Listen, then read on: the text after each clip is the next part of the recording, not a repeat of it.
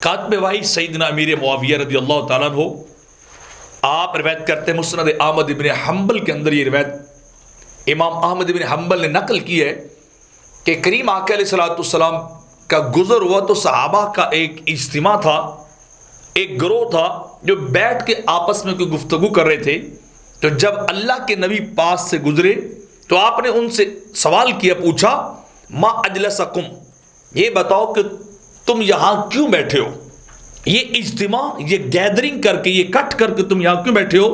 تو انہوں نے کہا جلسنا ندعو اللہ ونحمد علی ما ہدانا للدین ومن علینا بکا۔ انہوں نے کہا اے اللہ کے نبی، ہم یہاں بیٹھ کر اللہ کی حمد و ثنا کر رہے ہیں کہ اللہ نے ہمیں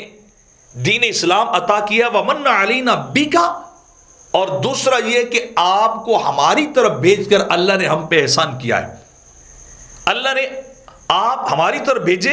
آپ کی بعثت ہماری طرف ہونا، یہ اللہ کا بہت بڑا احسان ہے۔ ہم یہ بیٹھ کر اللہ کی حمد و ثنا کر رہے ہیں، اللہ کا شکریہ ادا کر رہے ہیں کہ تو نے مسلمان بھی بنا دیا اور تاجدار انبیاء کا امتی بنا دیا، پوری اقوام میں سے اپنا محبوب تو نے ہمیں عطا کر دیا، اپنے حبیب کو ہماری طرف تو نے مبعوث کیا، تو ہم اللہ کا یہ شکریہ ادا کر رہے ہیں۔ تو جب یہ بات انہوں نے کی تو آقا علیہ السلام نے پوچھا اللہ ما اجلسکم الا ذالک، میں تمہیں اللہ کی قسم دے کے پوچھتا ہوں کہ کیا واقعی تم یہاں اس لیے بیٹھے ہو، کوئی اور مقصد نہیں ہے؟ تو انہوں نے کہا جی اللہ کے نبی، ما اجلسنا الا ذالک، ہم صرف یہاں اس لیے بیٹھے ہیں، ما اجلسنا الا ذالک، ہم فقط اور فقط اللہ کا شکریہ ادا کر رہے ہیں، اللہ کی تعریف کر رہے ہیں۔ کس بات پہ؟ کہ مسلمان بھی ہوئے اور آپ کی امتی اور غلام بھی ہوئے، آپ کی غلامی ہمیں جو ہے وہ نصیب ہوگی۔ تو آقا علیہ السلام نے دوبارہ ارشاد فرمایا اما بات یاد رکھنا، انی لم استحلفکم تہمۃ لکم،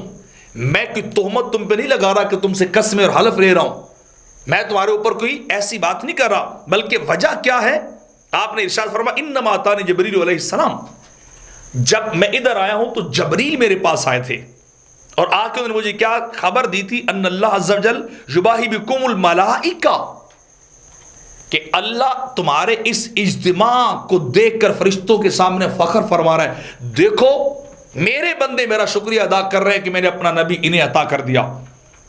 میں نے اپنا رسول انہیں ان کی طرف مبعوث کر دیا ہے، ان کو دے دیا ہے،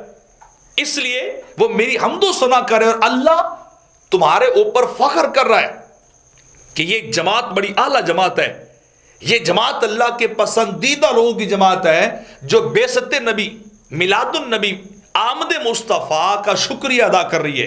سرکار کی تشریف آوری کا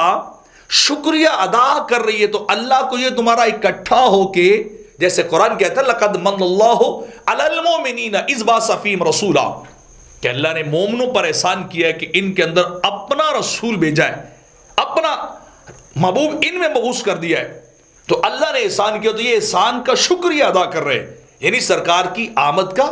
سرکار کی ولادت کا، سرکار کی بعثت کا، کہ ہمیں آپ کا امتی بنایا گیا، آپ ہماری طرف تشریف لائے۔ تو آپ خود سوچئے، صحابہ بیٹھ کے اللہ کا شکریہ ادا کر رہے ہوں، آپ کی بعثت کا ذکر کر رہے ہو، آپ کے امتی ہونے پہ فخر کر رہے ہوں، اللہ کے احسانات کا تذکرہ کر رہے ہوں، اور اللہ فرشتوں پہ فخر کر رہا ہو، تو اگر آج کوئی بندہ بیٹھ کے اللہ کا شکریہ ادا کرے، یا اللہ تیرا کرم اور شکریہ کہ تو نے اپنا محبوب ہمیں عطا کر دیا، اپنا نبی تو نے ہمیں دے دیا، تو آپ خود سوچئے، آپ خود غور کیجئے، کیا اللہ اب نہیں خوش ہوگا؟ کیا اللہ اب نہیں فخر کرے گا جیسے ہم کرتے ہیں محفل میلاد کو سجا کے سرکار کی حمد و ثنا، آپ کے اوصاف، آپ کے خصائل، معجزات، ولادت، سارے واقعات بیان کر کے اللہ کا شکریہ ادا کرتے ہیں کہ تیرا خاص کرم اور فضل ہوا کہ بن مانگے اپنا رسول تو نے ہمیں عطا کر دیا۔